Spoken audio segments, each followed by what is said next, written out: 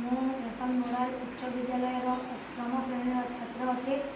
ମୁଁ ବର୍ତ୍ତମାନ ଆମ ଓଡ଼ିଶାର ଜଳର ସ୍ଥିତି, ସମସ୍ୟା ଓ ତା'ର ସମାଧାନ ବିଷୟରେ କହିବି। ତେବେ ଓଡ଼ିଶାରେ ଜଳର ବର୍ତ୍ତମାନ ସ୍ଥିତି: ପ୍ରଚୁର ଜଳ ସମ୍ପଦ, ଅସମାନ ବଣ୍ଟନ, ବନ୍ୟା ପରିସ୍ଥିତି, ପାନୀୟ ଜଳ ସଙ୍କଟ, ଅଧାପନ୍ତରିଆ ପ୍ରକଳ୍ପ, ଜଳ ପ୍ରଦୂଷଣ ଏବଂ ଏହାର ସମାଧାନ ହେଲା ନଦୀ ସଂଯୋଗୀକରଣ ଯୋଜନା। 2025 ଅକ୍ଟୋବରରେ ଓଡ଼ିଶା କ୍ୟାବିନେଟ୍ 1790 କୋଟି ଟଙ୍କାର 6ଟି ଆନ୍ତଃ ରାଜ୍ୟ ନଦୀ ସଂଯୋଗୀକରଣ ପ୍ରକଳ୍ପକୁ ମଞ୍ଜୁରୀ ଦେଇଛନ୍ତି।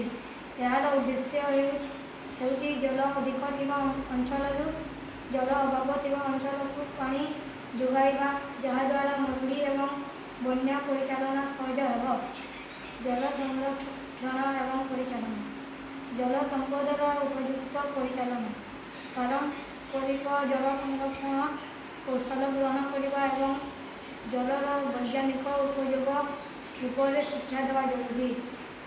ଜଳ ଯୋଗାଣ ପ୍ରକଳ୍ପର ତ୍ୱରାନ୍ୱିତ କାର୍ଯ୍ୟ, ଜଳସାଥୀ ଭଳି ପଦକ୍ଷେପ ମାଧ୍ୟମରେ ଘରେ ଘରେ ପାଇପ୍ ଯୋଗେ ପରିଷ୍କାର ପାଣି ପହଞ୍ଚାଇବା ଲକ୍ଷ୍ୟକୁ 2026 ସୁଦ୍ଧା ସମ୍ପୂର୍ଣ୍ଣ କରିବା ପାଇଁ ସରକାର ଉଦ୍ୟମ କରୁଛନ୍ତି।